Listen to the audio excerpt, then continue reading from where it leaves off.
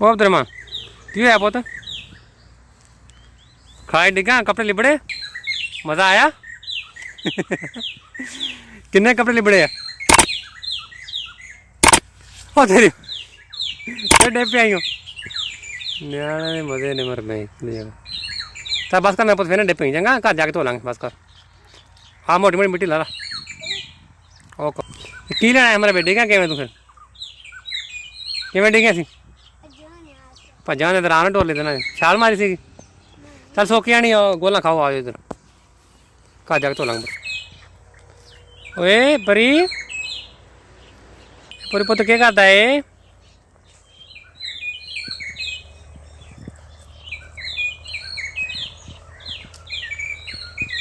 हाँ जी अस्सलाम वालेकुम रहमतुल्लाहि व बरकातहू। प्यारे दोस्तों क्या हाल है, उम्मीद करता हूँ आप सब खैरियत से होंगे और दिल दुआ यही है कि अल्लाह पाक आप सबको हमेशा अपनी ज़मान में रखे, सेहत तंदुरुस्ती लंबी ज़िंदगी अता फरमाए।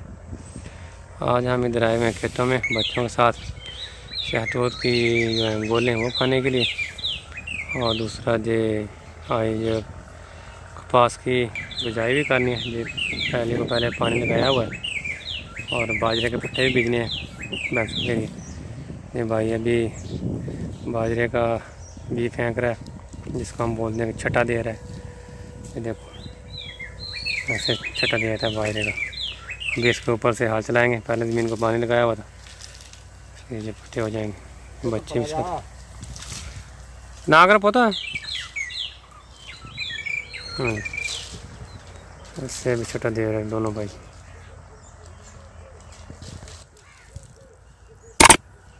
ओ यार से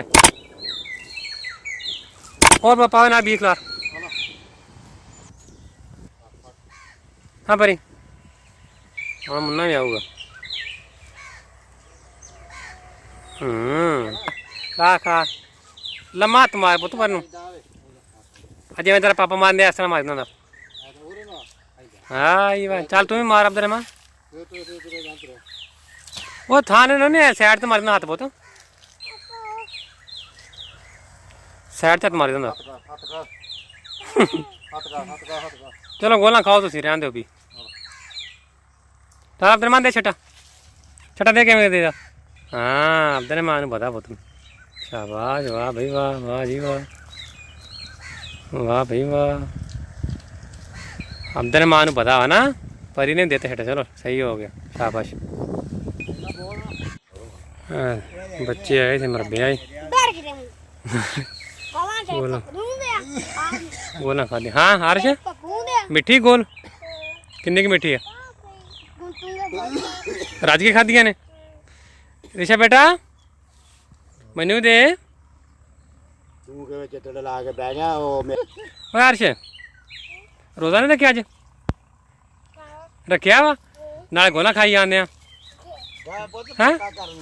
क्यों है बोलना नहीं नाले गोला खाई नाले रोजा रखा। चल छापरी पाओ मेरा पुत। हाँ ऋषा पर तुम भी पा छापरी तो शाम में मैं भी खोऊंगा रोजा खोल के। छापरी पाओ मेरा पुत चल करेगा मैं ला ला यार जड़े हैं थोड़ी बहुत छापरी पाओ बहुत फिर ठंडे का खावांगे फ्रिज ला के। आज पर तू पा छाप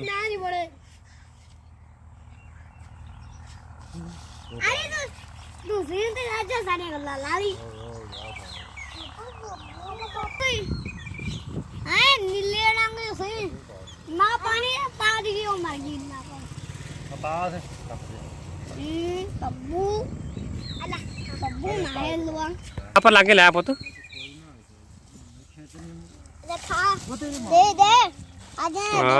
ये दिखा मैनू है गोला किनिया गोला तेरे को 6 चल ऋषा पर तू भी पा छापरी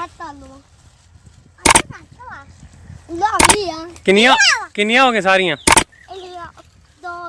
2 हो गई 6 अगे पे हम 2 हो गई।